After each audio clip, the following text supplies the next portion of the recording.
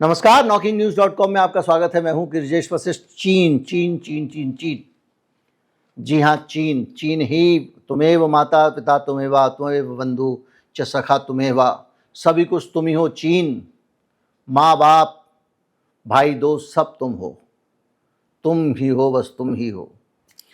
Budget का जो tone है उसमें ये चीन प्रेम तो है ही, कुर्सी प्रेम भी है, लेकिन इन दोनों प्रेम के अलावा हम देश प्रेम की बात करेंगे, राष्ट्र प्रेम की बात करेंगे कि इन प्रेम के आगे राष्ट्र प्रेम दूर बैठा हुआ शौतिया डाह से जला जा रहा है। सबसे पहले कांग्रेस पार्टी और दूसरी पार्टियों के उस आरोप की बात छोटी सी करूंगा, क्योंकि मैं भी इसमें कुछ कहना चाहता हूं। बाकी सब लोग बहुत कुछ कह चुके हैं। संसद के बाहर वो लोग खड़े हो गए और संसद के बाहर खड़े होकर उन्होंने कहा कि ये बजट कुर्सी बचाओ बजट है। कुछ लोग कह रहे हैं कि ये गठबंधन की मजबूरी का बजट है।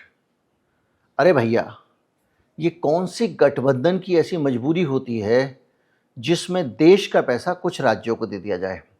मजबूरी ये तो समझ में आती है कि भाई दो आदमी मिलकर दुकान चला रहे हैं, तो अगर एक आदमी जो है वो लक्ष्मी जी को मानता है, दूसरा आदमी जो है वो गणेश जी को मानता है, तो दुकान में गणेश जी लक्ष्मी जी की दोनों फोटो लगाने समझ में आता है। दो पार्टियों के विचार अलग अलग हैं, वो दोनों अपनी विचारधारा के बीच का कोई रास्ता निकाल के सरकार चलाएं, समझ में आता है। उसको गठबंधन धर्म कह सकते हो, लेकिन गठबंधन धर्म ये नहीं है कि आपने एक राज्य को 60,000 करोड़ दे दिए, दूसरे को 15,000 करोड़ दे दिए, इसलिए क्योंकि वो आपकी सरकार बचा रहा है। आपकी सरकार बचा रहा है, इस पे गौर करिए। और ये बात सबसे इंपॉर्टेंट है कि एक आदमी की नौकरी बचाने के लिए प्रधान सेवक की देश के 75,000 करोड़ रुपए, जिस 75,000 करोड़ में इस देश के पूरे देश के हर कोने के लोगों ने चंदा दिया है, माफ कीजिए लगान दिया है, और माफ कर दीजिए टैक्स दिया है। CGST और तमाम सारी चीजें, इनकम टैक्स सब दे रहे हैं सारे देश के लोग। जरूरत क्या पंजाब को नहीं है? जरूरत क्या हिमाचल को नहीं है? छत्तीसगढ़ को नहीं है? बहुत सारे राज्य हैं जो इस वक्त परेशानी में हैं। क्या जरूरत मध्य प्रदेश को नहीं है, जिसने सारी की सारी सीटें बीजेपी को दी?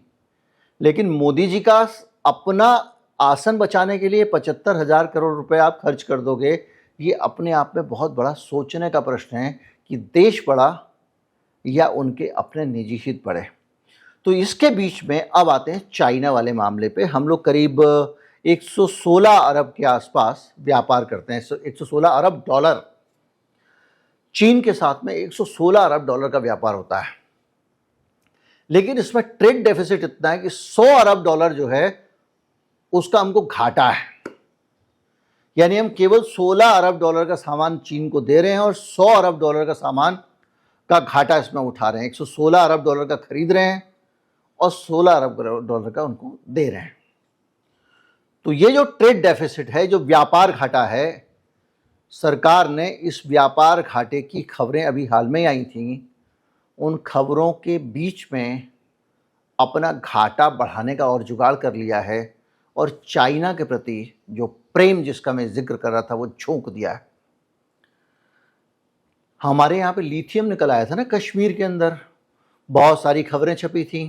आत्मनिर्भर हो गए हैं, अडानी जी वहाँ पे खदान लेने पहुँच गए थे, बहुत सारी बातें थी। कुछ लोगों का कहना था कि लिथियम जो निकल आया, ये जानकारी मिलने के बाद ही वहाँ राष्ट्रपति शासन वगैरह लगाया गया ताकि अडानी जी खदान से सकें, लेकिन मुझे ये कॉन्स्पिरेसी थ्योरीज लगती हैं। तो अब अगर ऐसा है तो भैया लिथियम जो है वो वहाँ से मंगाना, कोई टैक्स नहीं लगेगा, आन दो। जितनी रेयर अर्थ होती है, मैंने आपको बताया था कि कौन कौन सी रेयर अर्थ हैं जिनको लेकर अब ये जो ईवी की बैटरी बनती है, मोबाइल की बैटरी बनती है, दूसरी चीज़ों की बैटरी बनती है, इसके इंपोर्ट के लिए, इसके लिए जो धातु इस्तेमाल होती है वो लिथियम है, और सरकार ने उसके ऊपर टैक्स फ्री कर दिया। चलो भैया, लिथियम तो एक रॉ मटेरियल है, मान लेते हैं भारत में आप उससे कुछ उत्पादन करोगे तो भारत में एक इंडस्ट्री बढ़ जाएगी, लेकिन बना बनाया तैयार माल, उसके ऊपर भी ड्यूटी हटा दी। कोई भी देश ऐसा काम नहीं करता कि तैयार माल पे ड्यूटी हटा दे। तो जो तैयार माल चीन से आ रहा है, उस तैयार माल को भारत की सरकार मेक इन इंडिया कह के चुनाव में बेच सके, इसलिए सरकार ने एक काम और कर दिया कि चीन से आने वाले तैयार माल को यहाँ ठप्पा लगाते हैं, जिसको हम असेंबल करते हैं, जिसको अब कहते हैं भारत में सैमसंग ने मोबाइल के प्लांट लगाए हुए हैं, एप्पल का मोबाइल यहाँ पे बन रहा है और तमाम सारी जो बातें करते हैं। भैया जो आपकी मेक इन इंडिया कंपनियां थी वो तो आपने बंद करवा दी हैं। लावा, माइक्रोमैक्स, ये वो 50 कंपनियां थी, कार्बन सार्बन, कुछ पता ही नहीं कहाँ गई वो। तो ये जो कंपनियां हैं, ये चाइनीज कंपनियां क्या कर रही हैं कि चीन से बना बनाया मोबाइल उसको 3 हिस्से में अलग अलग कर देती हैं। डब्बा अलग, स्क्रीन अलग और बीच में डलने वाला उसकी जो प्रिंटेड सर्किट बोर्ड होता है वो अलग।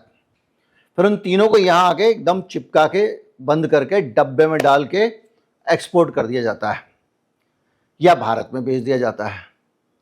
बाद में मोदी जी कहते हैं कि वाह, मेक इन इंडिया, हमने इतने 1000 करोड़ रुपए के मोबाइल भारत में बनाए।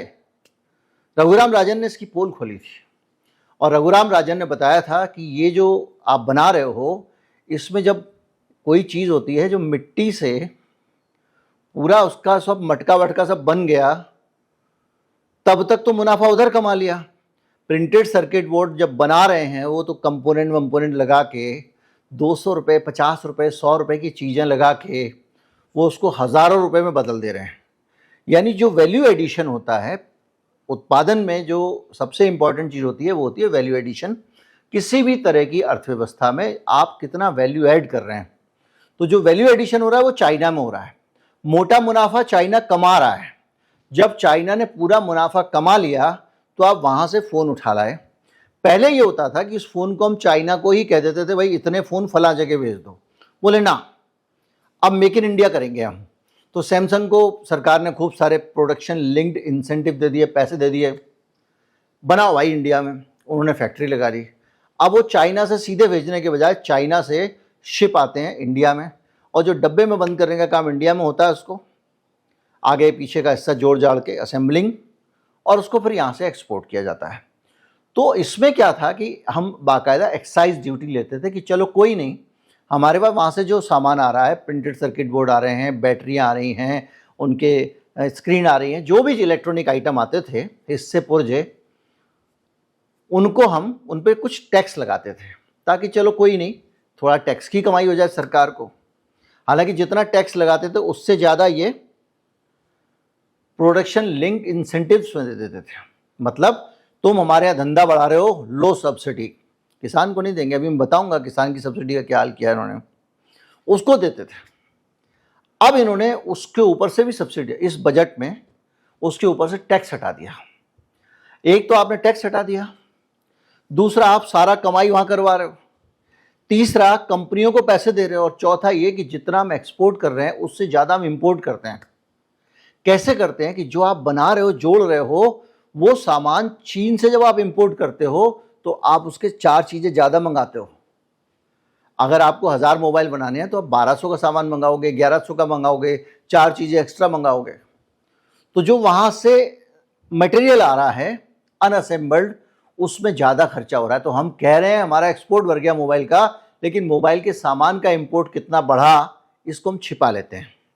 और अब उस सामान के इंपोर्ट को और बढ़ावा देने जा रही है सरकार। कहाँ से आएगा? चीन से आएगा। कौन सा चीन? जो साथ में झूला झूला था।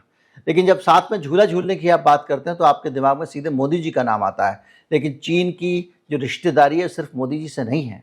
मैं आपको बता चुका हूं कि किस तरह से चीन लगातार आरएसएस और बीजेपी के संपर्क में है। मैं आपको बता चुका हूं कि चीनी कम्युनिस्ट पार्टी के पास जाके यहाँ के नेता किस तरह से ट्रेनिंग लेते हैं। मैं आपको ये भी बता चुका हूं कि कैसे बीजेपी सरकार में आती है या आरएसएस के लोग सरकार में आते हैं, अटल बिहारी वाजपेयी सरकार में आते हैं, चीन के साथ रिश्ते बहुत मधुर हो जाते हैं। और ये आप जानते ही हैं कि चीन हमारे देश में हमारी ज़मीन पर कब्जा कर लेता है तो सरकार संसद में कहती है ना कोई घुसा है ना कुछ हुआ है। उस चीन के साथ में ये रिश्ता क्या कहलाता है? इस बजट में आप हमको तरसा रहे हो और उसके ऊपर कृपा बरसा रहे हो। आप अगर आगे आए तो रेयर अर्थ का आपको बता दिया मैंने, चीन से ले लिया, इंपोर्ट बढ़ता जा रहा है जो कि $150 अरब पहुंच जाएगा। करीब 50% इंपोर्ट चीन से बढ़ने जा रहा है इस बजट की नीतियों के कारण। और एफडीआई लाने की जो कोशिश की जा रही थी उसको भी इन्होंने ये रिजेक्ट कर रहे थे। यानी चीनी कंपनियां जब भारत में फैक्ट्री लगाती तो वो ज़्यादा उत्पादन करती यहाँ पर, क्योंकि जो चीज़ें वो वहाँ बना रही हैं शायद वो यहाँ बनाती। तो हमने बड़ी संख्या में चीनी कंपनियों को रिजेक्ट किया 22-23 में, और जो FDI आ रही थी उसको हमने खारिज कर दिया। और यहाँ पर जो हमारा मीडिया है, चीन बर्बाद हो गया है, चीन की GDP घुस गई है, चीन ख़त्म हो गया है, ये गाने गा गा के ही खुश बना रहता था। अब आ जाते हैं सोने पे। सोने का दाम 4,000 रुपये घट गया है। आप कहोगे ये तो बढ़िया हुआ भाई, शादी वादी में जाएंगे मस्त होके, अब घर में बेटी की शादी होगी तो खर्चा बचेगा, ये और वो फलाडिम का। कोई सोच रहा होगा मैं सोना पकड़ के खरीद कर डाल दूंगा भाई साहब सोना, और मैं एकदम बढ़िया तरीके से उसमें माल बनाऊंगा। खुश होने की इतनी सारी वजह इस सरकार ने नहीं दी है। दरअसल इसी सरकार ने सोना महंगा भी किया था। कैसे महंगा किया था? सोने पे कस्टम ड्यूटी बढ़ा दी थी। क्यों कस्टम ड्यूटी बढ़ाती थी? इसलिए क्योंकि लोग विदेशों से सोना खरीदते थे तो जो है डॉलर की डिमांड बढ़ जाती थी, क्योंकि बाहर से खरीदोगे तो डॉलर में खरीदना पड़ेगा, तो डॉलर की डिमांड बढ़ती थी तो रुपया सस्ता होता जाता था, रुपए की कीमत गिरती जाती थी, रुपया गिरता जाता था, क्योंकि रुपए की ज़रूरत ज़्यादा पड़ती थी आपको मंगाने के लिए सोना डॉलर में।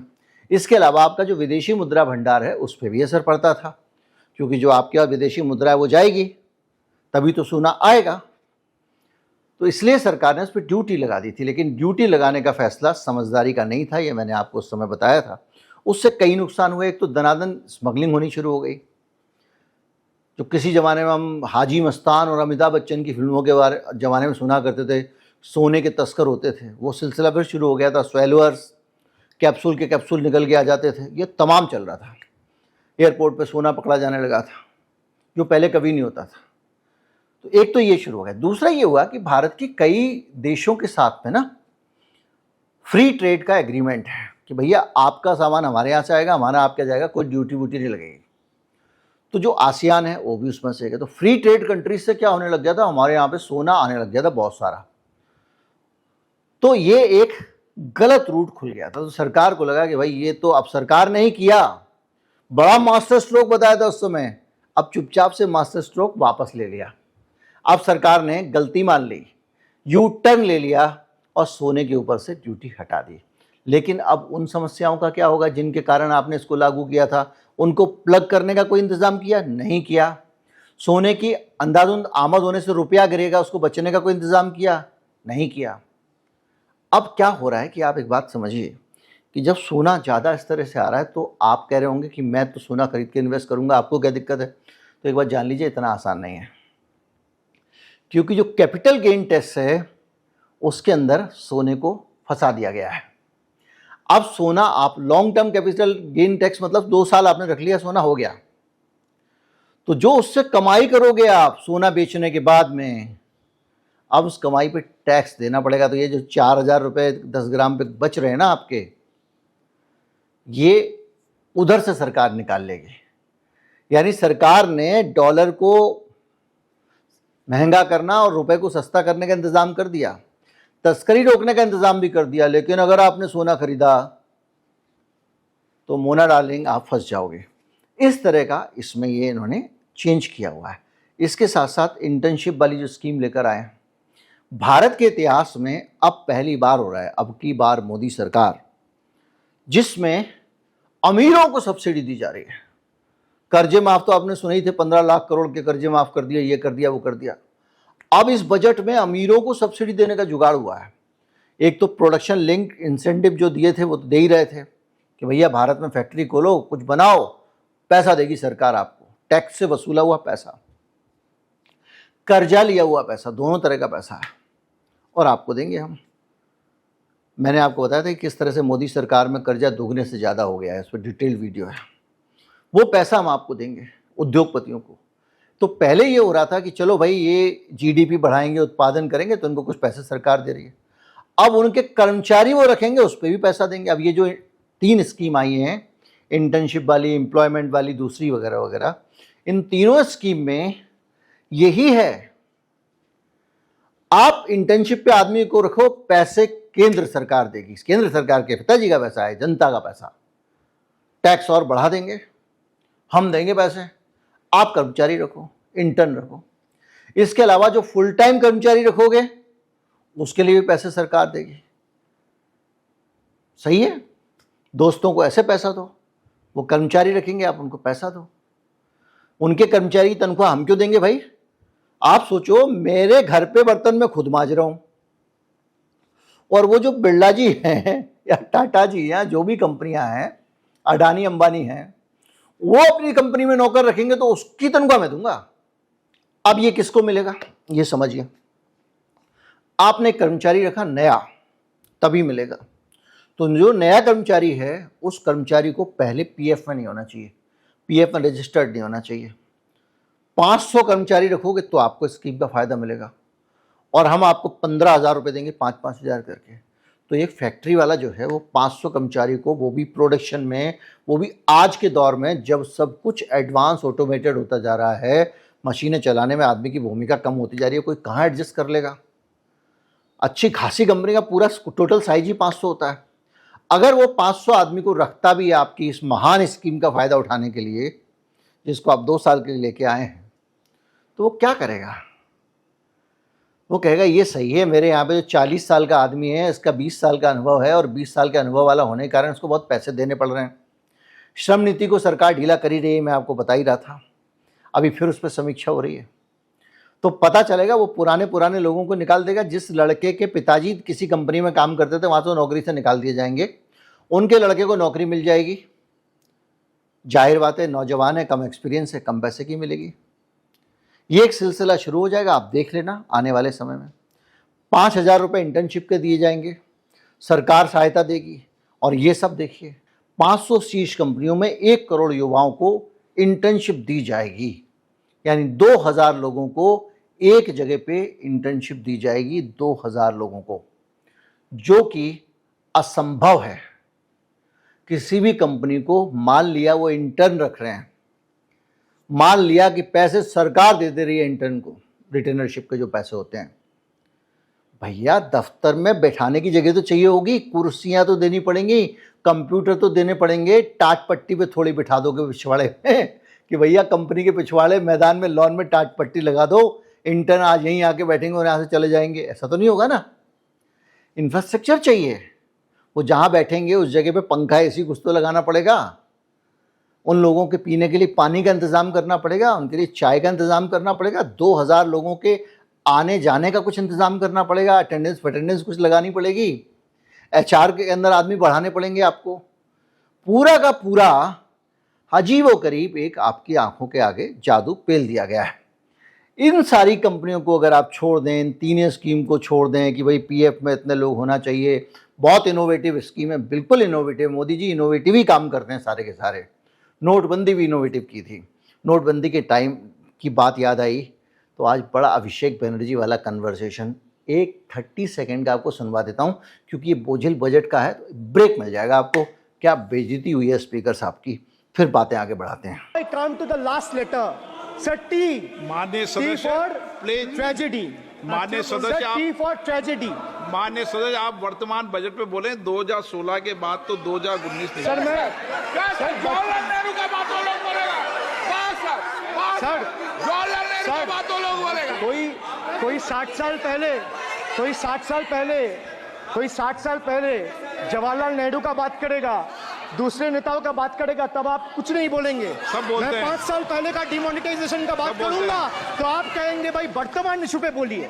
बजट सर पे। ये बजट पे। पक्षपात नहीं चलेगा सर। बजट पे मैं बजट पे ही बोल रहा हूँ। जब विप्लव देव बोल रहा था तब 100 साल पुराना बात कर रहा था, 50 साल पुराने इमरजेंसी का बात कर रहा था, तब आप चुप थे। और अब मैं डिमोनेटाइजेशन का बात कर रहा हूँ, आपको चुप रहे। वाह सर वाह। बोलिए अपनी बात पे। इसके अलावा अगर आप गरीब आदमी हैं, बुजुर्ग आदमी हैं, आपका हर तरफ से तबला बजेगा। आप अगर अपने घर में किराएदार रखते हैं बुढ़ापा काटने के लिए कि वो उनके किराए से हमारा काम चल जाएगा, तो अब किराए में टैक्स लगेगा, मकान के किराए में। पहले ये होता था कि लोगों को, जिन लोगों के बिजनेस के नाम पे, किसी नाम पे लोग दिखा देते थे कि भैया हमारा ये बिजनेस है और इस बिजनेस में हम मकान का किराया लेते हैं और इस मकान की मरम्मत में इतना लगता है, टूट फूट में इतना लगता है, इसमें इतना लगता है, तो कुल लाभ हमको इस मकान से इतना ही हो रहा है, तो अब जो है हम इस पे ही टैक्स देंगे। अब सरकार करे ये सब नहीं चलेगा। मकान से जो किराया आएगा उसको पूरा ही आपकी आमदनी माना जाएगा। आप सोचिए कि किस तरह से लोगों को हर तरफ से लपेटा जा रहा है। सोने का मैंने आपको बता ही दिया, प्रॉपर्टी आप बेचोगे उस पर भी, और तो और शेयर जो खरीद फरोख्त करते थे उसके ऊपर भी 2.5% टैक्स बढ़ गया। जो 10% लगता था वो 12.5% लगेगा।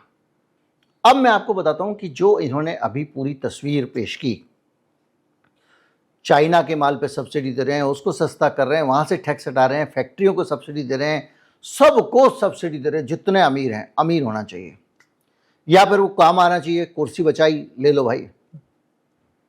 लेकिन जो आम आदमी है उसके पैसे कैसे इस बजट पे कट किए गए हैं, ये टेबल देखिए जो मैंने बड़ी मेहनत से तैयार की। फूड सब्सिडी 2,12,332 करोड़ रुपए होती थी, उसको काट कर 2,05,250 करोड़ रुपए कर दिया गया है, यानी 7,082 करोड़ रुपए की जो फूड सब्सिडी थी उसको कट कर दिया गया है। यानी फूड पे जो सरकार गरीबों को भोजन पे सब्सिडी देती थी उसमें कट कर दिया गया है। केवल वो प्रधानमंत्री योजना जो है वो अन्न वाली क्या है उसमें क्या पैसा जाएगा, और बाकी कम कर दिया गया। फूड सब्सिडी 7,082 करोड़ रुपए कटौती की है। फर्टिलाइज़र सब्सिडी, किसान को जो फर्टिलाइज़र में सब्सिडी मिलती थी, नीम चढ़ा यूरिया बहुत मोदी जी इस्तेमाल करते थे, तो जो खाद पे सब्सिडी मिलती थी किसान की वो भी छीन ली गई है। पहले 1,88,894 करोड़ रुपए की खाद पे सब्सिडी देती थी सरकार, अब उस सब्सिडी को कम करके 1,64,000 करोड़ रुपए कर दी गई है। यानी 24,894 करोड़ रुपए की 24,894 करोड़ रुपए की सब्सिडी खाद की काट ली गई है। ईंधन पे जो सब्सिडी दी जाती थी 12,000 करोड़ के आसपास, 12,240 करोड़, उसको भी 315 करोड़ रुपए काट दिया गया है। यानी जो गरीब की सब्सिडी थी वो खत्म। मनरेगा के प्रोविजन भी कम कर दिए गए हैं, लेकिन मनरेगा के प्रोविजन हर बार बढ़ाने पड़ते हैं इनको, क्योंकि देश में जब तक रोजगार नहीं होगा, शहरों में बेहतर रोजगार की स्थितियां नहीं होंगी, मनरेगा में आदमी को रोजगार लेने जाएगा। वो बनाई इसलिए गई है कि जब आदमी को बस कहीं काम नहीं मिले तो मनरेगा में आ जाए। तो या तो लोगों की वर्किंग कंडीशंस ठीक करो, इस देश में रोजगार पैदा करो, तो आप तो पूरा उद्योगपतियों के साथ खड़े हुए हो, तो मनरेगा के अंदर भी आपका प्रोविजन बढ़ेगा। शिक्षा पे कट किया है, स्वास्थ्य पे कट किया है। महंगाई के आने के साथ साथ एक निश्चित लेवल पे तो बजट बढ़ना चाहिए था शिक्षा और स्वास्थ्य का, उल्टा कम कैसे हो गया? ये सब्सिडियां बढ़नी चाहिए थी, फूड सब्सिडी, खाद की सब्सिडी, फ्यूल सब्सिडी। महंगाई हुई है ना, इसको कट कैसे कर दिया आपने? इससे आप अंदाजा लगा लीजिए कि किस तरह की सरकार चल रही है। आप जो है 7,000 करोड़ रुपए फूड सब्सिडी पे खत्म कर रहे हो, काट रहे हो। फर्टिलाइजर पे आप 25,000 के आसपास करोड़ रुपए कम कर रहे हो। कुल मिला के 32,291 करोड़ रुपए की सब्सिडी आपने कम कर दी है, और 75,000 करोड़ रुपए सरकार बचाने के लिए 2 सहयोगियों को दे रहे हो। ये आपका देश के लिए कमिटमेंट है। उम्मीद करता हूँ बजट के इन पहलुओं को आप आसानी से समझ पाए होंगे। इसमें किसी भी तरह का कोई टेढ़ापन नहीं रहा होगा, कठिनाई नहीं रही होगी, आर्थिक विषय होते हुए भी। दोस्तों तक पहुँचाएँ, ज़्यादा से ज़्यादा लोगों को चैनल से जोड़ें। नमस्कार, जय हिंद।